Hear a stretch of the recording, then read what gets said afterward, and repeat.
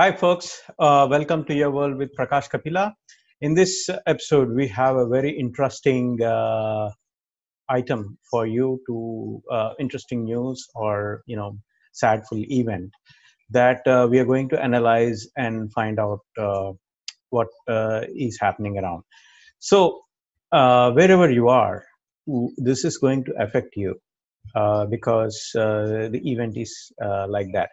So today we are going to talk about Sushant Singh murder and what were the flags that were ignored and how is that going to affect you in general. So I know most of you or many of you are not interested in movies or Bollywood or any of those things, but this is going to affect you. How is that? Is Bollywood basically is about the Indian movie industry, Hindi movie industry, situated in Mumbai, India, and it has got worldwide recognition. Like most of the actors have a worldwide appreciation because most of the Indians are living across the world and they watch the Bollywood.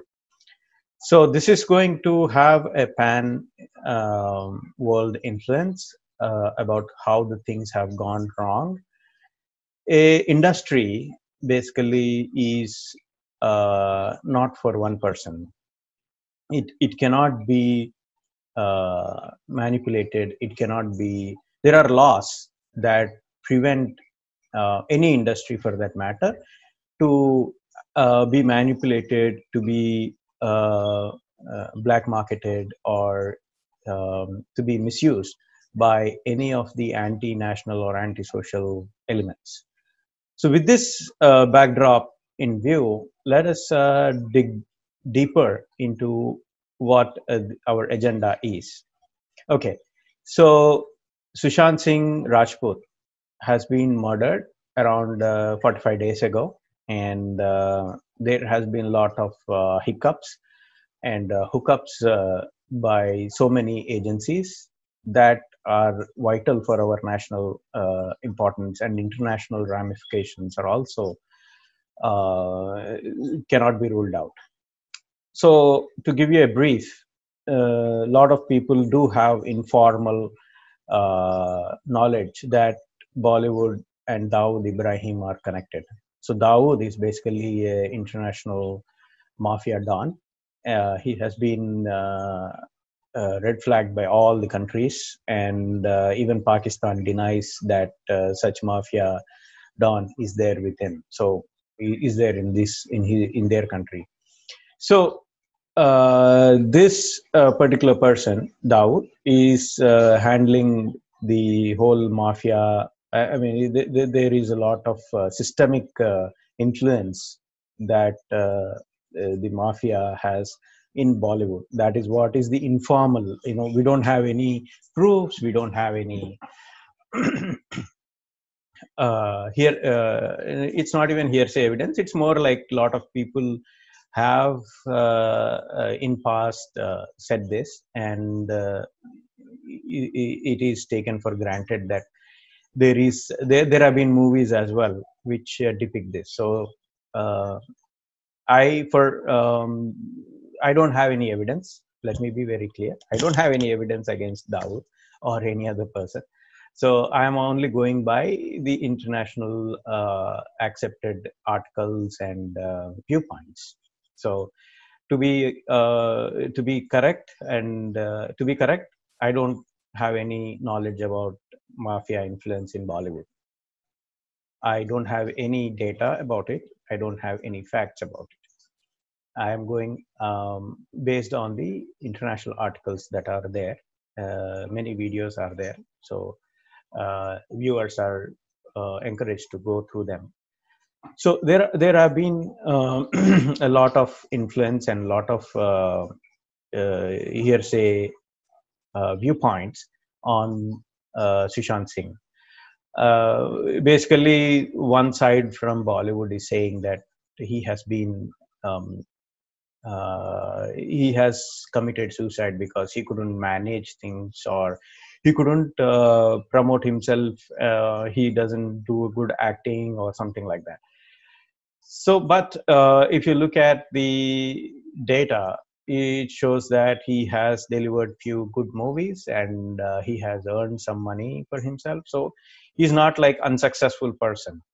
So any person, a lot of persons who have achieved lesser than him have been happy, and they said Bollywood, they are not, they have not been pushed into depressive zone. So having such success, a person going into depressive zone looks bit unnatural. That is one. The second, there are few things, two and three things that are very very important and systemically very very far reaching for the India and the world. So what is this? What are these two things? Number one, um, a person is able to use many SIM cards, and many transactions have happened through these SIM cards. Transactions in the sense phone calls, right? Many phone calls have happened. A lot of SIM cards are being used, but there is couple of maybe couple of cell phones, or maybe 10, but SIM cards are in like hundreds of SIM cards have been used by the person. So number one is how could that is one big red flag. The other big red flag is about the movement of funds from his bank account into multiple bank accounts. So one account is going into multiple accounts like this. So this is called layering. So in financial terms, this layering is basically, in financial terms, this layering is basically called money laundering. So when a particular account is, the money in the account is pushed into multiple accounts, then you are hiding something, right? Why do you want so many accounts, and why is it being pushed? So the amount is not just in, like, say, thousands or lakhs that someone wants to use somewhere, useful for them at that particular place. Say, I want to use this bank account here because this is for these expenses, these were that expenses. So like that, you could say that, but having then you would have stipulated amount of money. But the biggest cause of worry is the money has moved into company accounts. A company account is a very important one. Nobody can just open up a company account. You have to register, and when you're registering a company, you're going to say, I'm going to use this company for so and so and so activities, and you have to actually prove that you're doing those activities. If you're not doing it, then it's called shell company, and shell companies are illegal internationally. So there is an international law called anti-money laundering, which India is also part of. So with this anti-money laundering, there are few things that you cannot do. You cannot take money out and put it into multiple accounts without reason, right? So, and if you show a reason that is false, then it's also not valid.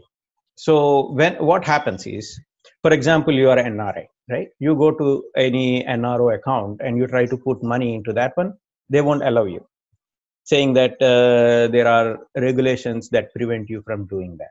So for common man, common person like you and me, we can't just take out money and use money within our own account. How can some person who is not the account holder withdraw so much amount of money, say in crores, and then put it into multiple accounts and no flag has been raised? So there are two things that are important when money is deposited into an account. One is called suspicious activity report.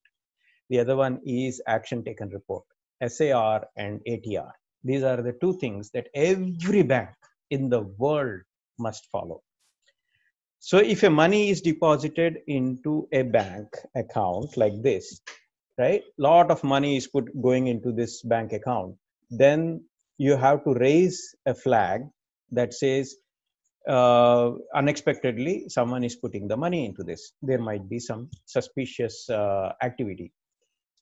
Even for amount just over $10,000, that is like say 8 lakhs, you have to raise this suspicious activity report, because number one, it has been done for the first time. Number two, it is for a company account, and they have to show that there are some transactions happening for that to be ignored. So action taken report is basically going to tell that we have gone, see, this account is opened with this much amount, and this much amount has been put into this account. So there is a suspicion. This is the suspicious money. So this suspicious money we have investigated. We have found it to be worthy. We have found it to be legal because of so and so activities done by this company. So that is called the action taken report. That action taken report must be filed in the compliance. Okay, and it should be given to Enforcement Directorate, and the Enforcement Directorate should investigate that so much of funds that have been transferred are one time, they are not recurring, there is no business activity, and after the deposit, what did they do with that money? Whom did they give that money for? Is it for another shell company? Is it for another materially bad people? They have to Enforcement Directorate has to write a report about this. It seems none of them has been done. There should be notices given to Sushant Singh saying that so much amount has been moved from your bank account to a particular company account. You need to come and give verification in person. In person, the person has to go and give verification, and this should have been public news also. I mean, all these things are coming now, and people have varied things like 40, 49 crores, 100 crores, 50 crores. I mean, money is immaterial. Anything above 8 lakhs, there must be a action taken report. That action taken report is not evident right now. People don't even know where the money is going and how the money is going. This is anti-money laundering, and every bank that doesn't follow these laws, every bank that doesn't do it must be closed according to international law. For example, 2012, right? HSBC Bank had done the same kind of layering, where they allowed funds to be moved in South America, right? From South America, Peru, or Chile, or some other place.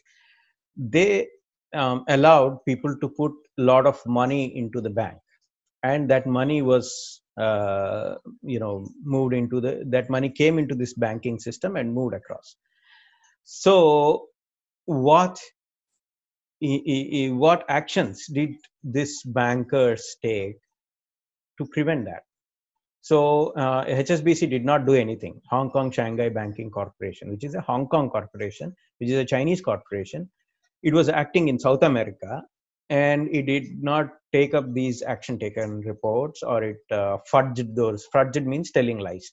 So they told lies that this money has come from so and so and it is legitimate. Then in 2012, there was a federal investigation, and the company had to pay a lot of money as a fine for this anti-money laundering. So such kind of it's in billions of dollars. They had to shut down their operations in America for 1 year. From 2012 to 2013 or 2014, more than a year, there was an investigation happening, and till that time the bank had to shut down. That is how big this money laundering is. So because when the money is being laundered, it is going to terrorists, or it is going to these drug lords like Dawood, and they use it against the society. They use it for terrorist activities. So money going into Dawood is going, then it is going into some terrorist somewhere, right? We don't know. That is the legal definition of money laundering. Okay, so to prevent that, what the banks have to do is they have to first create suspicious activity report, give the action taken report, give the action taken report, and then based on that report, they should define it as false positive or non-suspicious. So these are the basic things that every bank must do, and if they don't do it, their charter has to close. The bank has to close. If you don't give this report, you have to close the bank. Okay, the other important thing that has been missed by our agencies is much bigger than anything else. What is this? Every cell phone has got IMEI number, right? There is one number that is like 15 characters or 16 character number is there, given to every phone. Every electronic device has got that. So every call you make, see, how do I know about this? I worked in AT&T, so I know this is true, that every call has got a IMEI number and the SIM card number that is attached to the call. Now all the calls are digital. If you are using cell phone, it's a digital call. It uses the SIP protocol. It is a digital call. Whether it is CDMA, there are two kinds of protocols, one is CDMA and SIP, and in all of them, in every call, you have this IMEI number. This IMEI number is attached to every call that goes out. So when a person, for the same IMEI number, when so many SIM cards are being used, in hundreds, right? I mean, it's not like one, two, it's like hundreds of SIM cards are there. First, if you and I go to buy SIM card, we have to give our Aadhaar card, we have to give why you need the SIM card, where you are going to use the SIM card, for how long you are going to use the SIM card, and what is the phone number, and what other phone numbers you are going to use. All these information you have to provide upfront so that you can get a one SIM card. Now you have hundreds of SIM cards, and all of them are being used by one cell phone or one person who may have many cell phones. So first of all, one person will not have lot of cell phones, right? Two or three is okay. But when a person is having lot of cell phones, or one cell phone is having a lot of SIM cards, then it is a red flag. This is automatically generated red flag. Mind you, nobody is going to look into all those records and say, hey, this is being used. No, this is automatically, every carrier has to implement this. Every carrier implements this. So when a particular SIM card is being used, or when particular phone is using multiple SIM cards, a flag should be raised to the police. A flag should go to the security forces. We have so many security guys, agencies, CRPF, military intelligence, NIA, CBI, you name it. I mean, we have around 28 security intelligence agencies that are only looking at how this misuse of SIM card is happening. Because if you can't prevent one individual or set of individuals from using multiple SIM cards, then how can you prevent the terrorist from using it, right? I mean, how are you going to identify that a terrorist is not going to use it? And with SIM cards, they can even blow IEDs, right? With the phone calls, they can blow up the IEDs. How are you preventing that? You are preventing that by understanding that a particular SIM card and a particular cell phone are being used. You match them up, and this is an automatic generated report. So why could a person buy so many SIM cards? Forget about Sushant Singh, forget about Sandeep, whoever it is, right? A set of people are able to buy so many SIM cards, then the carrier must be closed. The carrier that is allowing this SIM card must report this to the police. Did they report it? Why did they not report it? And this didn't happen like 1 day, 2 days, 3 days. It happened for a period of 1 year. 1 full year, someone is using multiple SIM cards, and you don't have a freaking idea about it. You didn't even raise a flag about it. You didn't even ask them why they are using it. You didn't even publish it. Why? Why so much of lacuna is happening? These are auto-generated reports. These are technical reports that nobody is going to, nobody can stop it. Nobody can stop it. See, suspicious activity report, action taken report is by individual. Suspicious activity report is by the system. The system generates it. So when why did a particular bank not act on this money laundering, layering? Why did a cell phone industry company not act on this? Why can't it say to the police that these many SIM cards are being used by some individual? So then what could have happened? The police could have come there, they could have investigated. Why does someone uses so many SIM cards? Number one, an ordinary person like you and me, ordinary person like Sushant Singh, why could they change those many SIM cards? He's running away from something. Who is he running away from? You should have investigated this long back. 6 months ago, this should have happened. This investigation should have happened 6 months ago. Not just, okay, there is COVID, we lost there India, China, all those things. They don't matter. This has happened like from 1 year. Someone is using multiple SIM cards for 1 full year. And no flag is raised. No investigation happened. Even if the investigation happened, we don't know. And at least after his death, they should have told that the investigations have happened. This is the thing. This is the thing. But none of them has come out. So the police, the banking system have failed the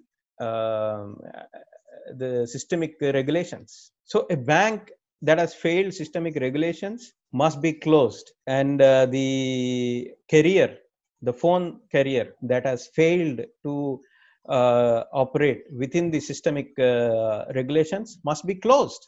Whether it's Jio, if it is Jio, then the Microsoft and Facebook must withdraw their investment into it. These are the laws. How can the people who should abide, who should follow the procedures, completely ignore it? And what if, okay, now it is Sushant Singh that has happened. People might think otherwise. But what if some terrorist can buy so many SIM cards? How are you preventing it? Can they use the same thing? Can they use the same bank managers and bankers and run away with their money laundering?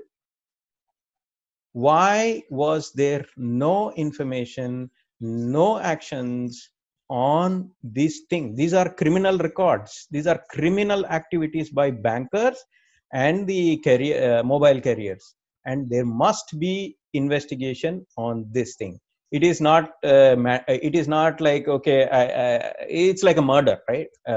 If someone does a murder, there has to be automatically FIR should be there. Automatically the investigation must happen. On the same front, if someone is moving the money, then automatically the investigation should start. When someone is buying multiple SIM cards, automatically the investigation should start. There is no need for an FIR to be lodged by anybody else, right? There is no need. Nobody is going to come and give complaint. The complaint must automatically be lodged by the system. And if you don't have that system, then you should not be operational. Then you don't have the operational capability. This is the law. And such a blatant misuse, such a blatant, foregoing of law by police, by bankers, by the telecommunications department, by ED. I mean, systemic failure has happened. And we are very lucky that it is only Sushant Singh. Think about some terrorist able to use this. They will literally blow off India, right? They can do so many things with this kind of system. So for your safety and my safety and everybody else's safety, these laws that have been implemented should be investigated, why they have not followed these laws, why there was no procedural things have that must have happened did not happen. Okay, so with this, we come to a closure of our episode, and we'll meet you with more details in the next episode. Hopefully, by that time, we'll go over Sushant Singh's, tragedy, and some nice things would come out of it. But if not, we will continue. We will continue to bombard the media bombard people with the information that's relevant to this thing. Okay, thank you, and you have a wonderful day.